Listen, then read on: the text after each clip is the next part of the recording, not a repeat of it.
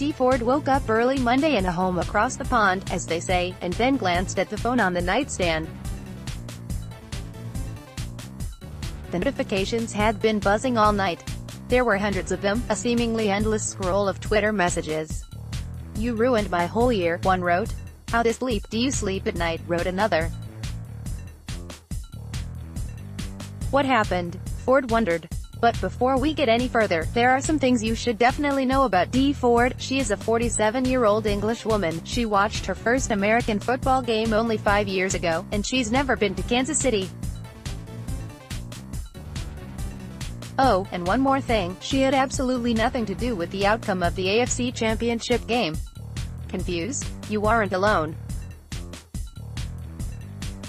C. Ford, who shares a name with the Chiefs linebacker who made a crucial blunder in the team's loss to the Patriots on Sunday, is on social media under her own name.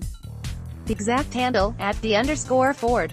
The Chiefs veteran does not have a Twitter account.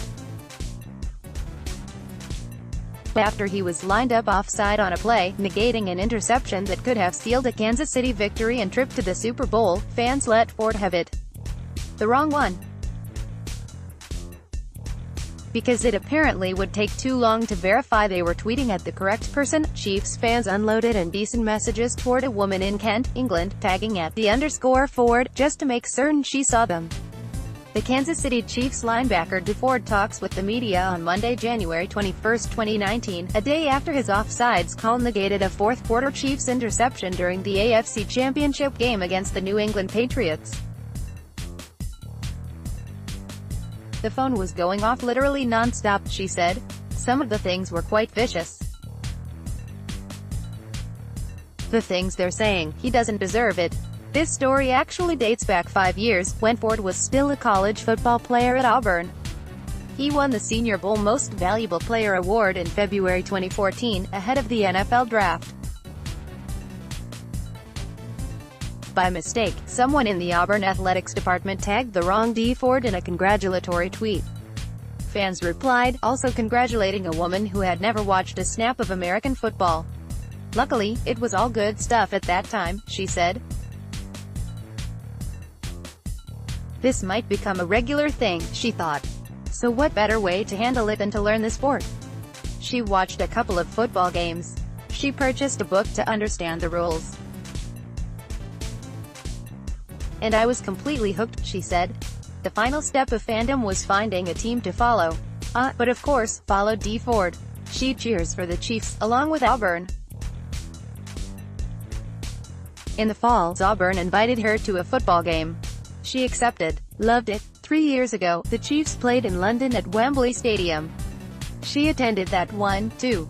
Met the Chiefs linebacker's family. Spoke to him on the phone. They laughed about the Twitter connection.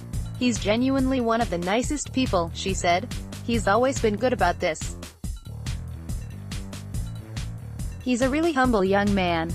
She knew the Chiefs were playing Sunday and that it was a big game. She followed Ford all season and knew he'd had a productive year, with 13 sacks. But the AFC Championship was on too late in her hometown. It was nearly 2 a.m. her time. No problem. She could check the result in the morning, she figured. Just log on to the internet and see what happened. No need. When she saw the notifications, she knew. "I haven't forgiven you. Hope you suffer the entire summer knowing you let your team down," a user wrote. "Took food from my family's sick mouth tonight 'cause you couldn't get ya 300-pound ass on your side," said another. And many others that are frankly too vulgar to mention in a newspaper. To her credit, Ford has something of a go with the flow approach to it. She's cordial with those who make the mistake. Funny, even. 300 pounds. "How dare you, sir," she replied. There seems to be a bit of an enjoyment to the attention that comes with it. Among her 5,500 followers, many are fans of the football player and acutely aware of who they're actually following. "I try to be funny with it," she said.